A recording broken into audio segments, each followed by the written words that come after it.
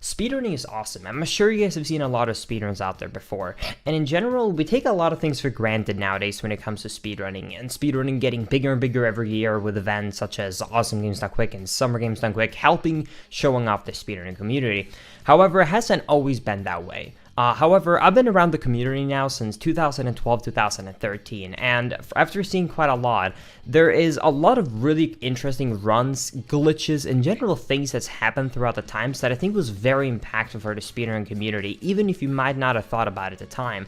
So what I thought I would do today is go over some of the biggest glitches, tricks, and speedruns in general, and kind of just go over why they were so impactful, and also in general, if it's a trick, how it works, because I mostly cover new glitches and tricks, but I thought it would be fun to look back and just look over some old stuff. So the first thing I want to start with is the Ocarina of Time rung warp. Now, the Ocarina of Time rung warp was very, very big, not specifically just thanks to the glitch, but also what it meant. A lot of you guys might have seen the speedrun back in HGDQ 2013 by Narcissa, right? Narcissa did a speedrun back then of Ocarina of Time, and this went down as a classic in the community, and it was even written articles about from some online medias in general from this run. Not only was the commentary absolutely amazing, but it was one of the first showcases into what kind of crazy glitches can be discovered in video games, and I think the rung warp was really the first good visual example of how crazy the glitch works. So first you might be wondering, how does the rung warp glitch work? It's fairly complicated, but to simplify it, basically what you end up doing is you end up doing a glitch known as ocarina items, which basically just means that you play a fake ocarina in the edge of a blue warp in the end of a dungeon. Specifically here, we used a Deku tree, the first dungeon in the game. By doing that, you can then actually get control over Link while the game is trying to take away with the blue warp, which normally isn't supposed to be able to happen. Now, when you actually press the B to cancel this ocarina, the game is going to tick up an X amount of frames. I think it's 101 if I remember correctly. And after that amount of frames, it is then going to basically take you out of the room, because that's how many frames needs to progress before the game goes, okay, take him out to the outside of the Deku tree and add this value indicating there's supposed to be a cutscene that plays. But what we do instead is do this very tricky setup so that we open up the door so that when the game hits the 101th frame, when it should decide take him out of the Deku tree and add this cutscene value, you load the Deku tree basement by going in the door on that same exact time. And what it does then instead is it does a different calculation. It does Deku tree basement plus the value of the cutscene, and all the areas in Ocarina of Time are scattered out completely randomly. They're not in an intended order like you might imagine the game should follow. So thanks to that, what it ends up doing is Deku tree placement plus the value of the cutscene. The next actual area in the game with the value after Deku tree placement happens to be the Tower Collapse Ganon Tower.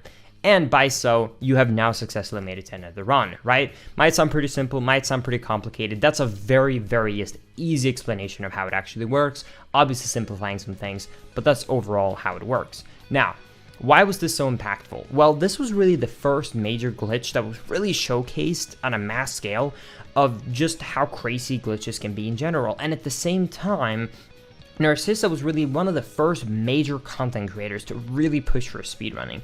She was very good at one specific thing, and that was explaining the glitches in the game at the same time as she was playing it, which hadn't really been seen before because most people would end up having a couch to explain for them, or maybe they struggled to commentate in general, but everything was just so seamless. She was very good at representing herself. And overall, this run by itself really showed that a speedrun with glitches are not just a boring way to watch a game that is just like cheating your way through it, but more impressive how this was possible. And that's why I think in general, rung warping really comes down as one of the most impactful glitches to ever be found in speedrunning, just due to the actual just sheer scale of what this glitch like meant and how widespread it came through the community. Another thing as well I would like to mention as a little bit of a bonus, because this happened around the same time, would be Cyclimic with Super Mario 64 speedrunning. There wasn't really a specific glitch or trick or anything that was found throughout these times. It was more just the fact that Cyclimic was going on this crazy streak. I will play Super Mario 64 for 12 hours every single day for 1 month straight. And these crazy grinds to try and optimize the Super Mario 64 120 star record really just like exploded on the Twitch scene, and like these were some of the most like watched Twitch streams at the time when this was happening. Back in 2012, 2013, 2014. So I think that definitely deserves a big shout out. Another one that's actually kind of connected to Narcissa that I would say is one of the other biggest discoveries would actually be Barrier Skip. One of Narcissa's main games she used to speedrun was Ocarina of Time and Wind Waker on the GameCube version. And she had this really popular video released at the time where basically she went over why it's never possible to skip the barrier. If you don't know, basically, if you're able to skip this barrier, you can go from basically the beginning of the game to the right at the end of the game immediately, and it would save you basically beating any dungeon in the game. You could skip every single dungeon if you found this, instead of having to get every dungeon and every Triforce piece. And it was kind of just one of these like the glitches where years and years of every time a new glitch was found, people would spend like dozens to hundreds of hours to hunt for a way to skip this barrier.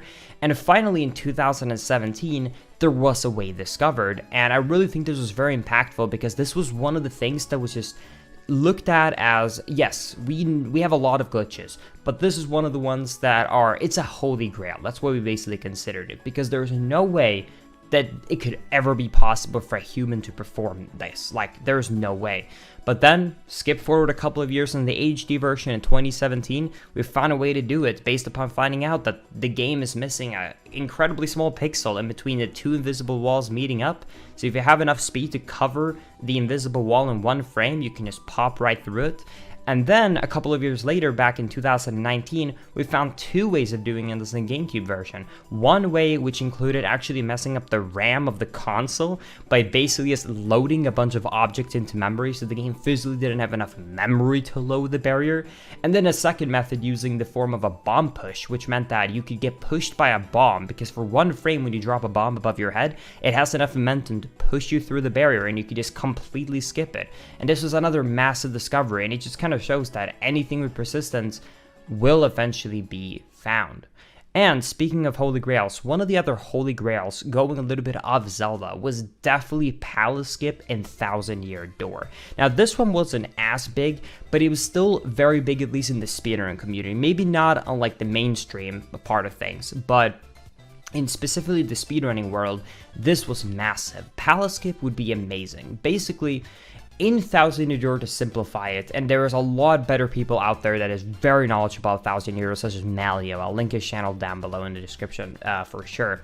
But in general, to simplify it, when it came to the Palace Skip, you can get to the end of the game from the Thousand Year Door in a lot of different ways with glitches. And it was known for a very long time that you could reach the end of the game early, but without finding a way to do what was known as Palace Skip, we just knew that it wouldn't be useful, basically, because there's a bunch of requirements that you skipped and a bunch of other just small things in general that was in the way. And we didn't have a lot to work with. There was an enemy, there was a save box, and that was basically it. But somehow they were able to find ways such as text storaging, and then positioning, and then clipping out of bounds out of seams, and then hovering out of bounds and triggering enemies, and the setups went absolutely absurd.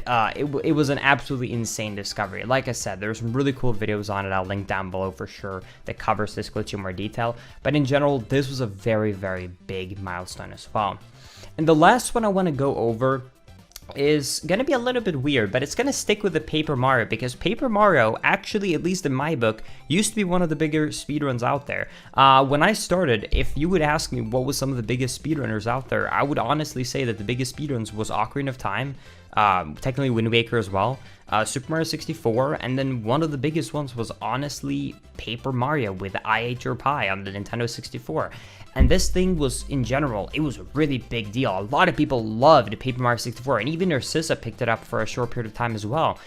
Just because, in general, the idea of this RPG game that is supposed to follow this intended order, and then you finding all of these crazy glitches. A lot of people that didn't even like Paper Mario picked up the game because the glitches were so cool.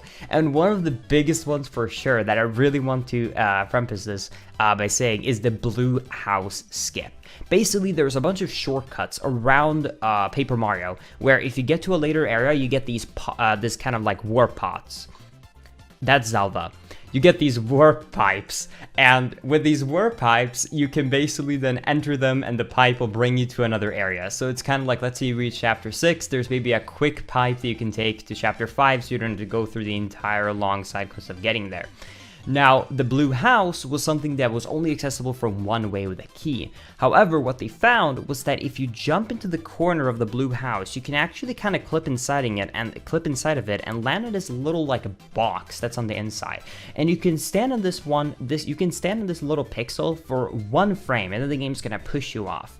But if you press the jump button on this very specific frame, you can get a jump before the game pushed you off. And you could then carefully end up maneuvering to like the side and an upright in midair to just get above the seam of the house, and you could then pop inside of the house and enter the warp pipe. And this would grant you access to the actual volcano area of the game, skipping a ton of different chapters. There is a bunch of other crazy glitches found over time as well, like loading zone storage. When you jump into a loading zone, and as long as you do frame perfect jumps, you can store it and head further away. A bunch of different crazy stuff was discovered throughout the time, but I really think Blue House Skip was one of the main things that really just destroyed Paper Mario speedrunning and really sparked a lot of interest in speedruns like that in general. But either way, I really hope you enjoyed me going over some of my picks for, in general, the biggest impactful speedruns and tricks and glitches that was ever found in speedrunning history. Also, this is the first video I ever make sitting in front of a camera just like this and kind of just talking. So I would love any feedback. If you guys have, in general, any criticisms or, you know, positive, negative feedback, I'd love to hear anything like that. And if you're interested in seeing more videos like me talking like this and doing more of a cover live like this, then definitely be sure to let me know down in the comment section, and depending on the feedback, we'll see how this series progresses. But either way, thank you guys so much for watching. Don't forget to check out my Twitch channel for live speedruns. You can also subscribe to the YouTube channel, which I'm going to continue to upload a lot of different content on. So yeah, definitely be sure to subscribe, like, comment, you know the whole thing. I don't need to go over it. Everyone says it in every YouTube video. Thank you guys for watching. I love y'all tons, and I'll see you all in the next one. Later, everybody. Bye-bye.